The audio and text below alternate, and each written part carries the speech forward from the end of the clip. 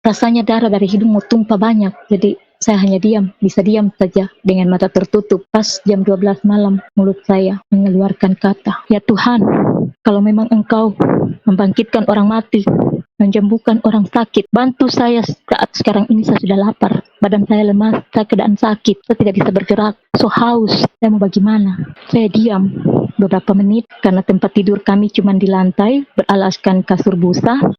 Tiba-tiba cahaya dari depan pintu kamar saya masuk. Satu cahaya menyinari atas mata saya. Silau, bukan cuma silau seperti lampu, tapi memang silau. Terang, tapi saya tidak kaget. Serasa tempat tidur itu seperti ada yang tekan dengan lutut. Tapi saya diam saja, saya pasrah, saya diam saja. Tangan saya terasa di kepala, diletakkan di kepala, satu tangan. Beberapa menit tangan di kepala, tiba-tiba suara. Sangat lembut suara itu. "Ikutlah di jalanku, engkau akan selamat dan sembuh." Tapi saya belum jawab. 2 kali dengan bahasa yang sama. Belum saya jawab. Ketiga kali suara itu jelas di telinga, dekatkan di telinga dengan bahasa yang sama. "Ikutlah di jalanku, engkau akan selamat dan sembuh." Saya kaget. Jadi saya langsung saja. Saya lahir dari keluarga Muslim yang orang tua saya fanatik di Islam, seorang imam di desa, dan saya dididik sangat keras dengan agama Islam. Tapi saya sia-sia, tidak dapat jawaban apa-apa dan tidak mengerti dengan ajaran itu. Karena begini, saya belajar mengaji, dididik dengan keras, tidak ada waktu untuk bermain, hanya di situ saja. Pada saat itu saya masih anak-anak. Setelah saya menjelang SMP, saya tidak ingin lagi mempelajari itu karena dengan waktu juga, sekolah juga, kegiatan di sekolah, jadi ya lari dari nenek karena ajaran nenek terlalu keras. Dan selama masa anak-anak itu kami tidak pernah bergaul dengan yang namanya orang Kristen. Puji Tuhan, saya setelah mengalami sakit, orang tua, saudara, bahkan anak-anak tidak pernah tahu karena memang saya tidak ingin untuk memberitahu tentang apa yang saya alami, sakit, penyakit, penderitaan apa yang saya alami. Tetap saya sholat tahajud, sholat 5 waktu, tapi tidak ada. Di saat saya susah, di saat saya sakit, selalu bangun untuk sholat tahajud karena setiap katanya sholat tahajud pasti ada jawaban dari Allah. Apa yang saya dapat, semua itu tidak ada. Setelah itu saya dijodohkan sama orang tua untuk menikah, masih di bawah umur, kelas 3 SMA, dan pada saat itu usia ditambah karena mendaftar di KUA. Di situ memang saya sudah alami sakit, tapi saya tutupi dari keluarga. Saya juga belum tahu kalau sakit yang saya alami itu adalah kanker. Saya pikir itu cuma mimisan biasa. Setelah saya menikah, ya beginilah perjalanan hidup yang saya alami. Gagal di dalam rumah tangga setelah dapat anak kedua. Suami berpaling. Saya juga tidak tahu alasan apa. Menurut pribadi saya sudah baik, sudah turut kepada suami, tapi ya begitulah namanya laki-laki ya. Tiba-tiba saya pisah dengan suami, saya menghidupkan anak perempuan 2 pada usia masih anak-anak. Saudara, orang tua, tidak ada yang mendukung saya untuk pisah dengan bapaknya anak-anak. Tapi penderitaan yang saya alami sama dia luar biasa. Tapi semua itu saya tutupi, saya tidak mau orang tua sedih. Tiba-tiba saya menghidupi dengan apa yang kemampuan saya. Karena berharap sama orang tua, ya orang tua juga terbatas ekonominya, petani biasa. Jadi harus saya cari nafkah bagaimana untuk menghidupi anak. Mau mengharap sama keluarga, saudara, tidak bisa. Tidak ada yang mendukung. Tidak ada yang mau menolong. Tapi selalu saya sholat, meminta ke Allah. Ya Allah, berikan saya kesehatan. Jangan Engkau berikan saya sakit. Karena saya mau menghidupi anak. Tapi ya, begitulah. Tidak ada jawaban. Dengan saya punya sakit yang saya alami, saya selalu pergi merantau kerja, cari nafkah anak-anak. Sampai pada anak-anak masuk SMP, yang satu masih kelas 6 SD, ya masih tetap merantau, cari nafkah. Saat itu ada laki-laki lagi yang suka sama saya. Ya saya terima, saya pikir itu baik. Saya tidak tahu kalau nasib saya akan buruk. Saya terima, saya pikir Dengan saya terima mungkin meringankan beban saya, meringankan beban hidup saya, bisa untuk menafkahi kedua anak saya. Ternyata di luar pikiran saya, di luar dugaan saya, apa yang saya alami. Saya dapat anak lagi 2 dari dia. Dan yang satunya diadopsi sama orang Cina. Ibunya teman baik dengan saya. Dan yang satu kakak yang ambil, karena kakak tidak punya anak perempuan. Singkat cerita, si ibu ini yang adopsi anak saya yang dengan suami kedua, tapi suami yang ya nikah di bawah tangan aja, mengajak saya merantau ke suatu provinsi di Indonesia. Saya bekerja karena saya pikir tinggal yang 2 ini saja yang saya biayai. Yang satu sudah masuk kuliah, yang satu masih SMA. Ya, di situ saya alami lagi sakit luar biasa. Diperiksakan, ternyata saya alami ini.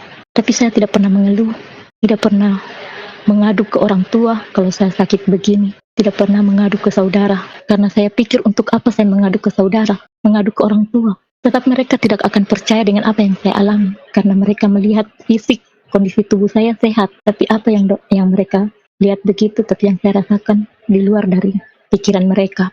Ya, singkat cerita, saudara, dikasihi Tuhan Yesus, saya tinggal bersama ibu yang adopsi anak saya, kerja, tidak pernah rasa capek, tidak pernah mengeluh, hanya untuk nafkahi anak-anak. Orang tua tinggal bapak, mama sudah meninggal. Jadi tempat pengaduan tidak ada lagi. Mau mengadu sama saudara, percuma. Mau mengadu ke Allah, jawaban juga tidak ada. Jadi saya selalu bertanya, jalan hidup saya kemana? Di mana saya meletakkan jalan hidup saya ini, ya Allah? Selalu saya sholat, tahajud, di saat saya sakit, di saat saya susah, di saat ekonomi memang saya tidak tahu lagi bagaimana. Tetap juga jawaban tidak ada. Pada satu saat saya di provinsi di mana saya tinggal itu, di Indonesia, ada seorang yang baik hati sama saya. Ya, dia mau menafkahi saya, memberi tempat tinggal, kontrakan apa, tapi saya masih tetap kerja sama bapak sama ibu yang orang Cina itu. Lama menjelang awal 2015, pada saat itu puasa, bapak itu yang memberikan nafkah saya untuk puasa lebaran, dan saya mengirim apa yang anak-anak butuhkan di sana. Pada saat itu sakit penyakit saya kambuh lebih parah dari yang saya alami. Tiba-tiba malam, dari pagi itu saya tidak bisa bangun di tempat kontrakan, perut lapar, badan lemas.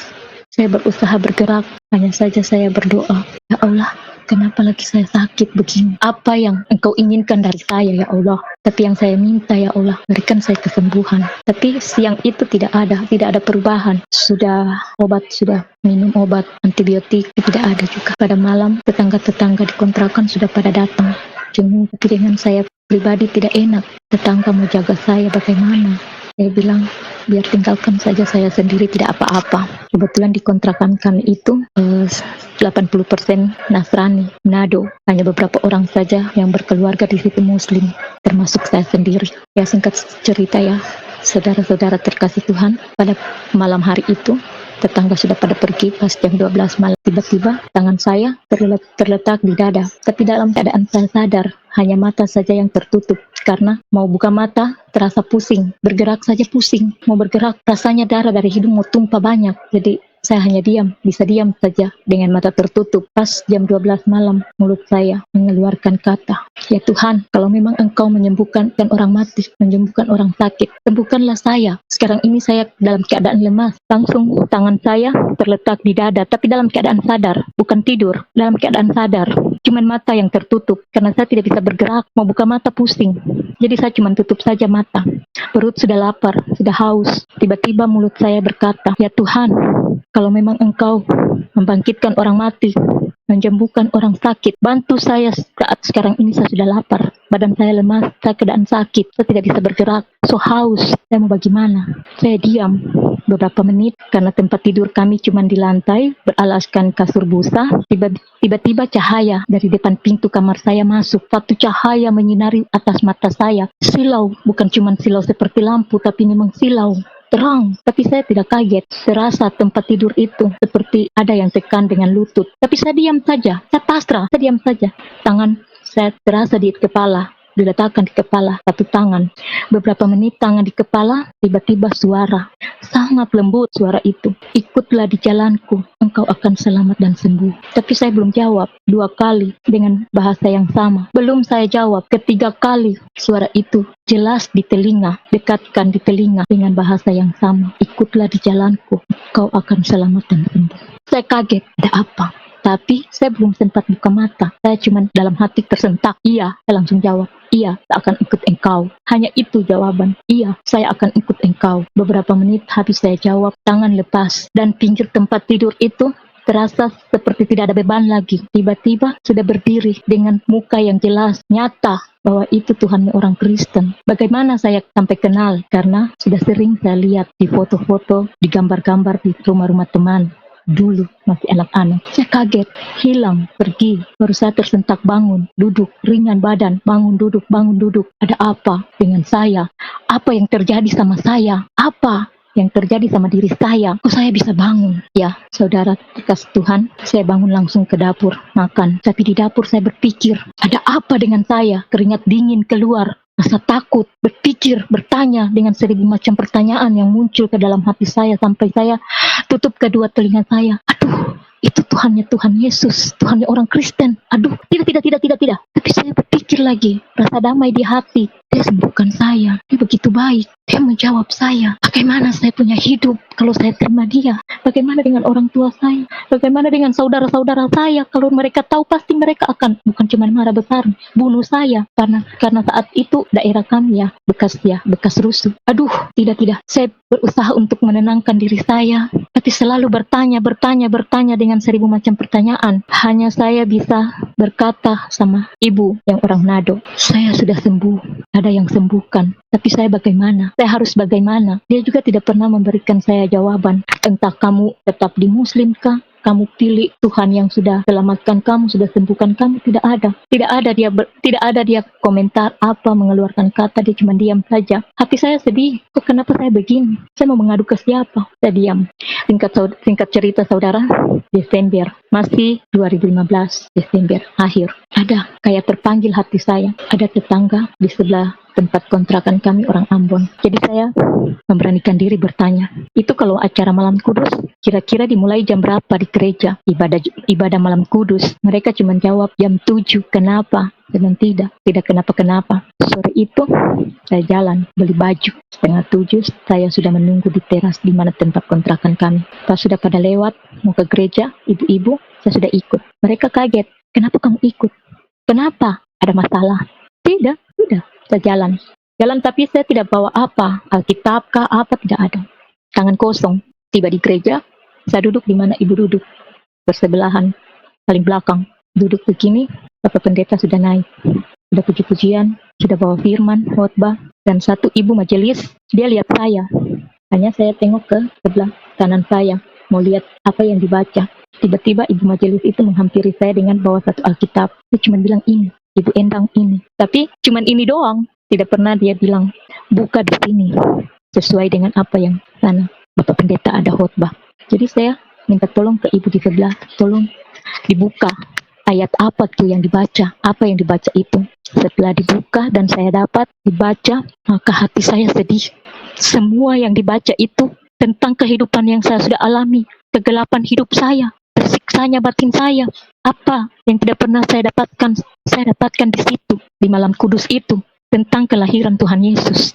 Saya pulang, selesai ibadah pulang, saya merenungkan ayat-ayat itu, tapi Alkitab diam. Tidak pernah saya pelajari lagi. Karena apa? Saya mau pelajari bagaimana, tidak ada yang mendukung. Pada pagi hari, saya rencana mau ikut lagi ibadah tanggal 25 pagi. Tapi, sudah teman-teman sudah pada pergi. Ibu-ibu sudah pada pergi. Saya tidak enak mau jalan sendiri ke gereja. Saya diam saja.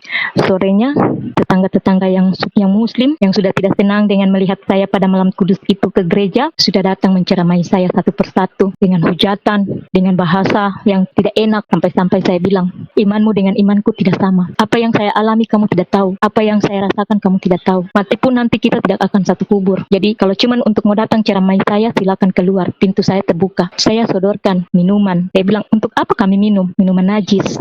Orang murtad. Kau lihat itu di siaran Indosiar. Kalau orang murtad mati bagaimana? Saya bilang, oke, terima kasih atas nasihatnya. Pintu terbuka. Silakan keluar. Jangan datang kedua kali untuk ceramai saya. Saya tidak butuh ceramah. Singkat cerita saudara-saudara yang saya alami selama saya sudah, tapi belum terima Tuhan Yesus karena belum baptis, hanya Kristen, seperti dibilang masih Kristen KTP, karena tidak ada yang mendukung untuk saya belajar, ya, sampai setiap hari Minggu saya rajin ibadah hari Minggu, tapi saya minta ke Bapak Pendeta GKI pada saat itu untuk baptis saya, karena itu satu kerinduan saya untuk baptis hidup baru. Tidak bersedia, mereka tidak bersedia, mereka mempersulit saya dengan ini itu. Saya putus asa.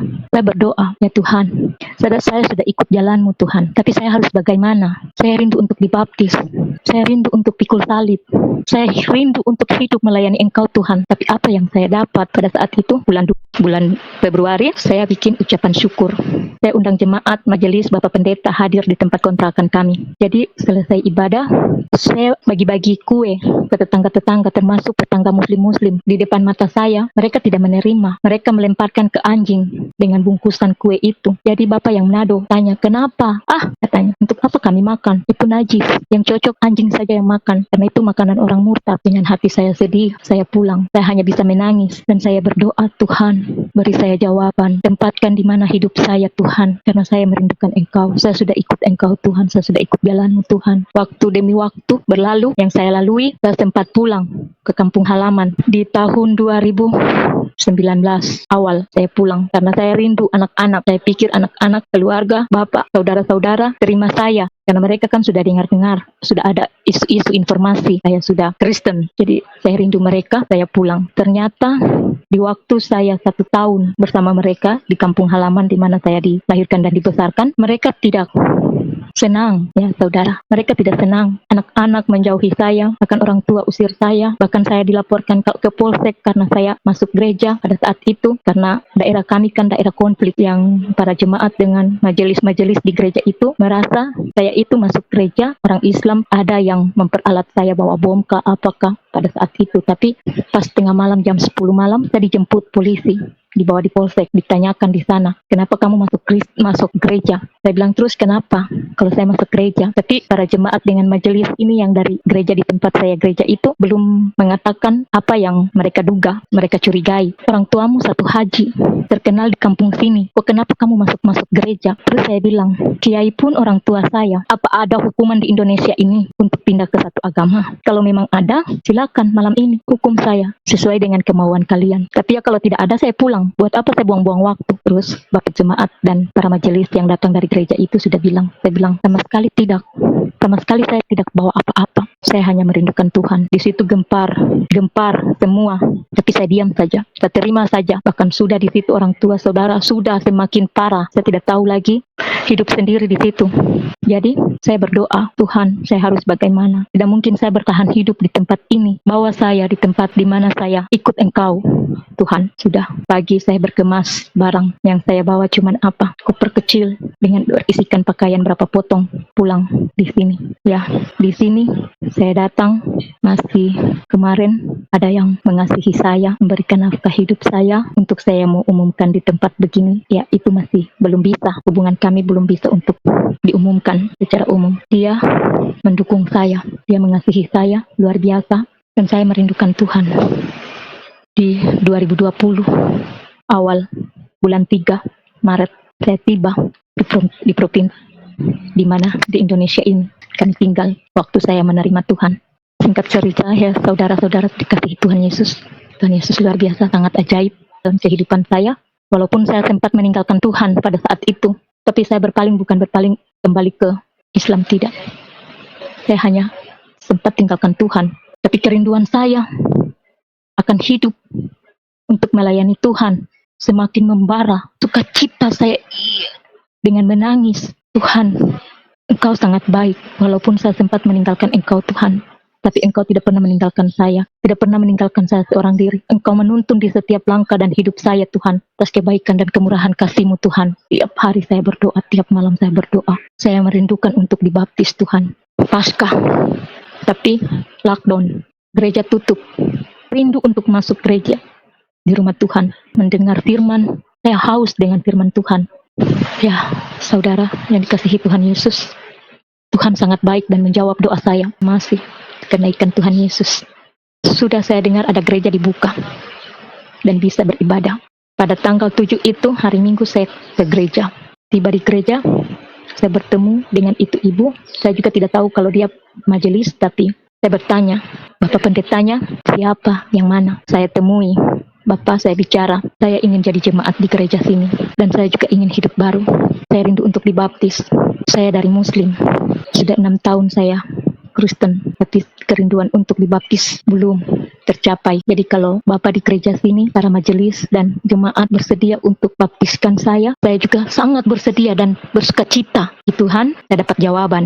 Dan saya minta pada saat itu, nanti Desember, Natal kedua.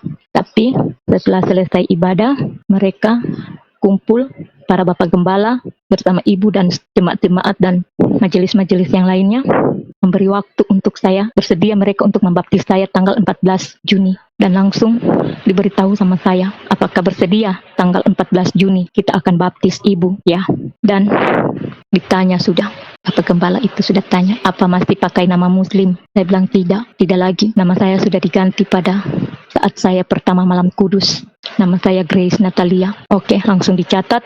Kemudian harinya, 3 hari saya ikut pengembalaan di gereja itu. Ternyata setelah saya melaporkan diri untuk baptis, ada yang ikut. Kami 5 orang dibaptis pada saat itu. Mereka sudah bersedia karena saya memberanikan diri minta untuk dibaptis. Berani, menantang, hidup dalam Tuhan Yesus. Apapun yang terjadi, saya tidak pikirkan dengan keluarga, saudara, anak, orang tua, karena mereka sudah membuang saya. Jadi saya tidak punya apa-apa, tidak punya harta warisan, tidak punya saudara, anak, orang tua, atau apapun. Yang saya punya hanya Tuhan Yesus dan Bapak Gembala di dalam gereja itu, jemaat, majelis. Itu saudara orang tua saya. Ya, pada saat hari Minggu, tanggal 14 Juni, pagi, selesaikan ibadah, sudah dibaptis. Itulah perjalanan hidup saya, mengikuti Tuhan Yesus. Dan saya merasakan hidup baru yang luar biasa. Damai, sejahtera, sukacita luar biasa yang saya alami. Tidak susah-susah amat. Ini Dion, orang Jogja yang ingin mulai jualan online. Dion butuh nama domain, tokobukudion.com. Ya, berkat dari Tuhan ada yang saya rasakan. Setiap doa saya selalu terjawab oleh Tuhan. Karena Tuhan Yesus begitu baik. Saya bertobat, benar-benar bertobat di saat saya diselamatkan. Semua pergumulan hidup di masa lalu, kegelapan hidup saya di masa lalu, kesusahan saya di masa lalu, apa yang saya alami di masa lalu, saya mati bersama Tuhan Yesus dan saya bangkit hidup baru. Puji Tuhan. Haleluya, saudara yang dikasihi Tuhan. Saya sangat bersyukur pada saat itu. Saya tidak tahu ungkapkan hati saya itu. Ya saudara-saudara, saya tidak tahu ungkapkan. Selesai saya dibaptis, pulang ke tempat kontrakan kami. Yang bisa saya lakukan hanya menangis. Menangis. Dengan mengucapkan terima kasih Tuhan. Engkau sangat baik di dalam kehidupan saya. Engkau telah merubah saya Tuhan. Dan saya tidak akan menduakan kamu Tuhan. Apapun yang saya alami. Tetap saya di dalam kaki Tuhan. Tetap saya hidup di dalam Tuhan Yesus. Karena Tuhan Yesus ajaib dan luar biasa buat saya. Ini yang saya alami. Kasih Tuhan luar biasa terhadap hidup saya. Diri saya, sakit penyakit saya disembuhkan. Pergumulan hidup saya terjawab. Dan saya, puji Tuhan, hari ini sehat, sukacita, gembira. Karena apa? Karena Tuhan Yesus menyelamatkan saya. Ini saja yang saya bisa ungkapkan.